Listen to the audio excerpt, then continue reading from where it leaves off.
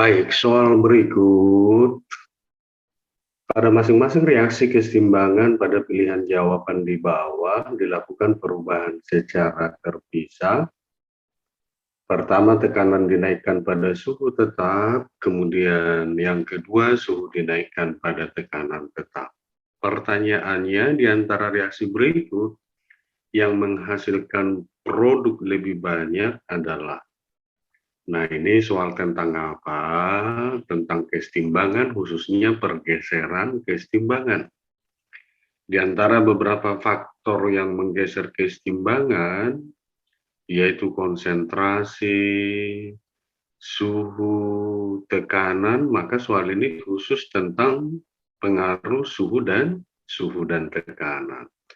Di mana pengaruh suhu dan tekanan terhadap pergeseran keseimbangan, tentu pertama kalau kita lihat suhu, faktor suhu, suhu itu bisa dinaikkan, bisa diturunkan, lalu pergeseran akibat kenaikan dan penurunan suhu itu gampang diingat. Jika suhu dinaikkan atau ditambah, maka dia akan bergeser ke reaksi yang delta H-nya positif. Atau jika suhu diturunkan, maka pergeseran keseimbangan ke arah yang delta H-nya negatif.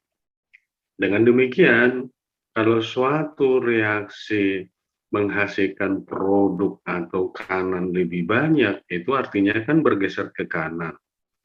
Maka kalau suhu dinaikkan misalnya dia bergeser ke kanan, itu artinya delta H reaksinya bernilai positif. Nah, karena nomor 2 katanya suhu dinaikkan pada tekanan tetap, maka reaksinya mestinya adalah reaksi yang memiliki delta H bernilai positif, yaitu pilihan C, D, dan E. Oke? Kemudian pengaruh berikutnya adalah pengaruh tekanan dan volume. Ini sudah kita bahas pada soal sebelumnya, di mana kalau tekanan dinaikkan yang sama artinya volume diperkecil, maka keseimbangan akan bergeser ke arah koefisien yang lebih kecil. Nah, di sini katanya tekanannya di apa? Pada nomor 1, tekanan dinaikkan. Ketika tekanan dinaikkan tadi atau volume diperkecil, berarti bergeser ke koefisien yang lebih kecil.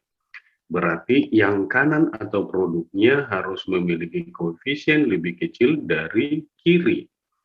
Yang mana reaksi seperti itu? Kalau yang C, koefisien kiri 3, koefisien kanan 2. Berarti kiri lebih besar dari kanan.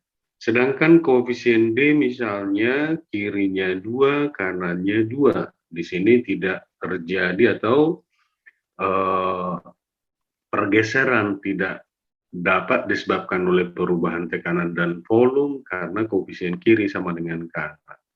Sedangkan yang terakhir atau E-nya, koefisien kiri setengah, koefisien kanan CO.